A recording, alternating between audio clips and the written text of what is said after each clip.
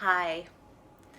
If you're joining me and watching this, I know it's because you too are having some difficult, painful experiences with your period, your moon time, whatever you call it.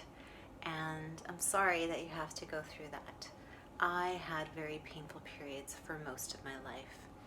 So, to break it down, what it looked like was about 23 years of really awful, painful, hideous periods. And then for the last 12 years, it's been totally pain free, amazing, fine. What I've come to describe is soothing periods. Periods have become this time of renewal and replenishment that I've come to really actually enjoy and look forward to. Like, it's a complete 180 that I never would have thought possible. And I want to share with you what changed, what's made the difference, in the hope that it might, inspire something for you, might offer you something as well. So what I want to say is that I kind of come from a place of believing that our natural bodily functions are good and right, and there isn't anything wrong with menstruation in and of itself. It's not having a period that's a problem. A period is not a curse. But there's something about what's happening to us, or something maybe about what we're bringing into our lives or how we're living it that's causing the problem. So I want to share with you what I discovered, but I want to tell you first, what my periods were like for me. And this was from the very first period, so which was at 11 years for me. And it was painful right from the get-go, right from the first period. And I've been looking forward to it, like it was going to make me be, more adult, like a woman. I was in a split class at that time, so there were older girls in there, and some of them already had their periods. And I had it like this was a grown-up thing. This was something that I wanted to have happen. So when it did happen and it was uncomfortable and I was feeling this stomach ache, I kind of panicked. And I went, oh my God, this is not fun. And what? This is going to happen every month for like years and years and years and years and years. And there were some really dreadful periods. So what happened to me is that the most painful, excruciating time were the first 24 hours. So I kind of tracked when my period would come, which was hard because for a chunk of time it was quite irregular. So it could come 3 weeks, it could come in 4 weeks, but I'd like kind of be waiting for it, anticipating, because I needed to get the pills down before any of the pain began, before the bleeding really began. Because once that started, I would be in pain, and it would take quite some time for the medication to take effect. And so also became someone who always had to have like a big bottle of, the strongest stuff I could find, right, to help medicate me.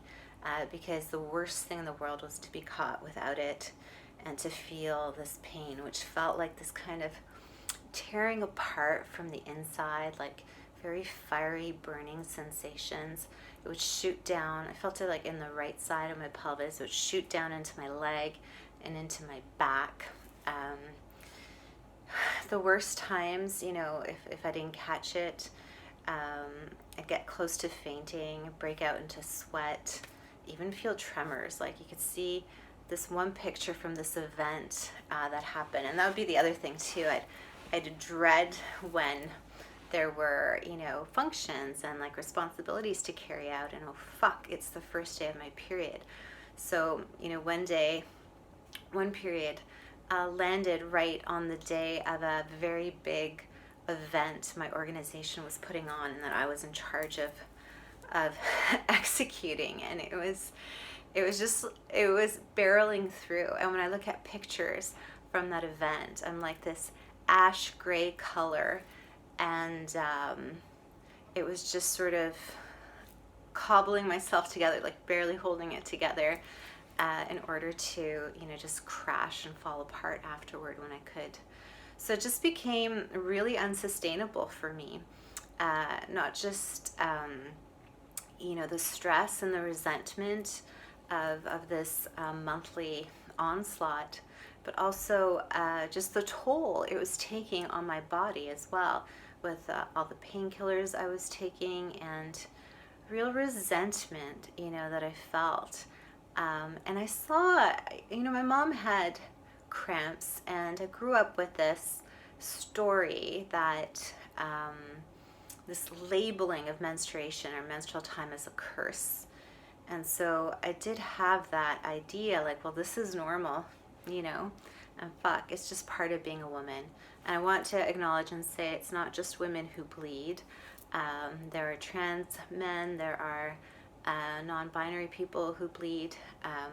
But in my time of growing up, this was how I had it, right? That it was women who bled. And we've got this curse upon us, and it's really resentful. It was a shitty, kind of untenable way to live. But I did see that this was not everybody's experience. I had one very good friend who's really like baffled by my experience, because she was fine. She'd have like these 2 or 3 day periods, very light, no pain. Really resentful, like, that's not fucking fair, right? And like, what's wrong with me that this was the case? So that was me. But that was a really fortunate thing to actually see. Well, it doesn't have to be this way. So what's happening over here with me? Like, what is the story? So I did something. And I'm not suggesting that you should do this, but I discovered something inside of doing this that might be helpful to you. And what it was I gave myself the permission and the physical, time and space to feel the pain, right?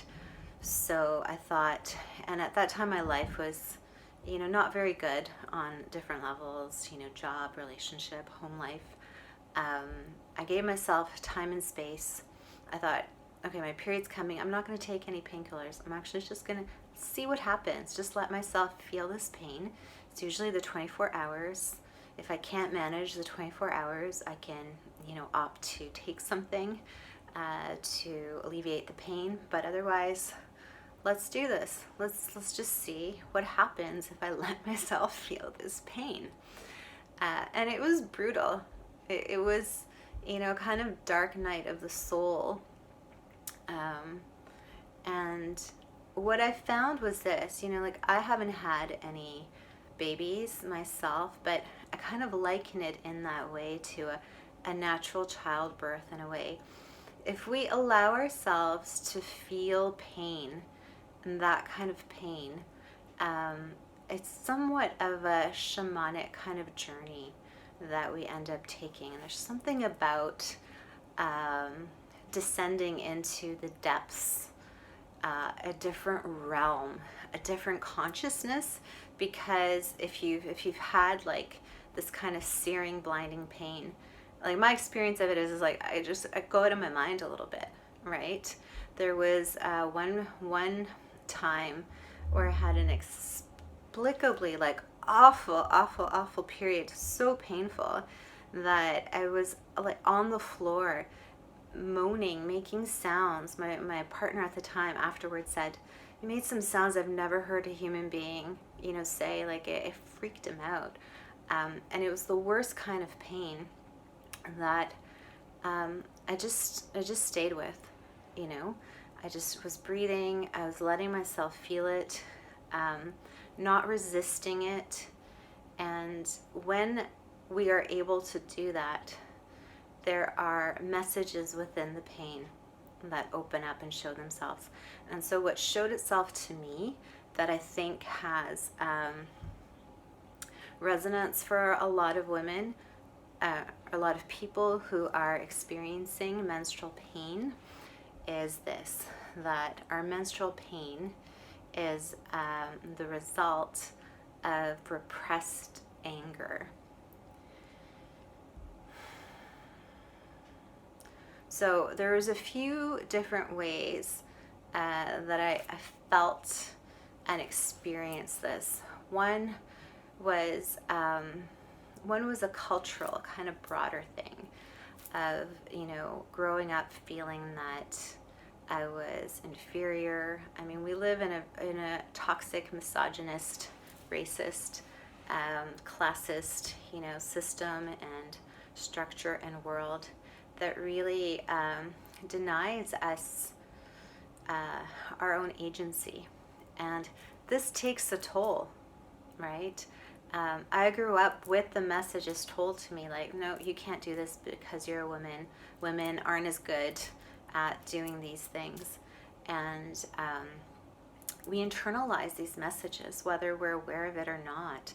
And so much of, what we're not able to handle or express or deal with that might anger us gets stuffed down into the uterus. What I began to see too was how it was showing up on a very personal level as well. And the pain that I experienced when, the bleeding was happening, which is the shedding, which is the renewal and a replenishment. I began to see that the level of pain and discomfort I was feeling was going to, reflect how well I had lived the cycle before, the weeks leading up to it, since the last shedding, the last period. So there might have been moments where I said yes to things that I didn't want to do. But I felt like, at that point in the cycle, it didn't bother me, or it wasn't worth maybe, stirring the pot. It wasn't worth potentially having to deal with, someone else's issues and anger. So I let things slide. I'm like, yeah, it doesn't bother me. It's fine, whatever. It really wasn't true. And so it got stuffed in there so that when it came time to bleed it all out, it was that repressed anger. Anytime I had felt disrespected or dishonored, when I didn't stand up for myself, when I wasn't firm about a boundary, when I felt someone else trying to take advantage, not hearing me, it got put in there and then became this unbearable pain. So once I was actually able to acknowledge and see that, I was able to take some steps to working with my anger and also looking at, what's not okay, what's not functioning well in my life, and I'm just pretending. This is where it gets challenging as well, right? Because it might mean that, that job is really taking a toll and we need to look for something else, or the relationship. Because to be honest, that's what happened for me, right? My job was a problem, my relationship wasn't working, and I was having a hard time conceding that, and my home life, wasn't working either. And all of these things were impacting my experience of myself, of my body. My body was storing all of this repressed anger that I wasn't able to express and honor. And it's the thing, right? It's not really permissible to be angry, right, as a woman. And certainly it's tougher for Black, Indigenous, and people of color. There's a pushback. There's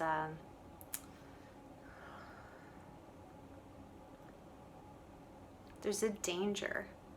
There's even whether it's real or perceived to expressing it and being labeled crazy or hysterical. There are really legitimate reasons to be angry. And so what I think we need to do more than anything, if we're experiencing difficulty in our menstruation, is look at where we're repressing anger, legitimate, anger. Are there places that we're not speaking up? Are there ways that we're feeling disrespected? Are there ways that we're not acknowledging and honoring our needs? And what are some of the ways that we can begin to do that? And this isn't something that's easy necessarily or that happens overnight, but just an invitation to look at, you know, when I'm angry, how do I express it? You know, do I use it constructively? Do I know what that looks like, what that means? Or do I just sort of gloss over it? What are some of the ways to work with anger creatively, process it? Is there someone, a therapist or some close friends to talk to when things do get activated? There's so many tools available to us, even things on YouTube, definitely body work, acupuncture. Often there's community acupuncture that can be had at reduced costs if that's an issue. But even just creating a sacred, safe space for yourself to make some noise, pound some pillows. If you can, scream into it, but let that move so that it's not like lodged into the body and into the uterus and causing this kind of mayhem. So this is the literal truth that in the last like 12 or so years, I have not had any pain. I don't buy painkillers. I don't have them in the home. You know, I don't think about it. I don't fret about my period. Like, it's a really replenishing, renewing experience. And I look at, you know, and I honor like what my needs are. I speak truth to what I need, and I express my anger when I need to. I have a great playlist of like really heavy kind of metal tunes, and I don't use it too often, but maybe twice a year there'll be the time, and I'll just crank it up as loud as I can and just headbang, move whatever way I need to move, scream. I like to scream in those moments, like to the point where I'm hoarse. And I'm lucky, I have a space where I can do that. But there are creative ways and things, and we can find what is needed. It's going to be like an individual choice and journey for each of us. So what works for me might not work for you, but just to consider, you know, the role and the expression or non-expression of anger in your life. Journaling, that could be also a great start. There's so many. So thank you for watching. I hope this has been helpful. Please share any thoughts or suggestions, ideas for this. I'd love to hear like what has maybe been stirred up. If you find it valuable, you can like, subscribe, share. I've been working with this and womb energy and women's circles and for quite some time, and I have a lot of things to say about it, so definitely more coming. But yeah, thank you, and till we meet again.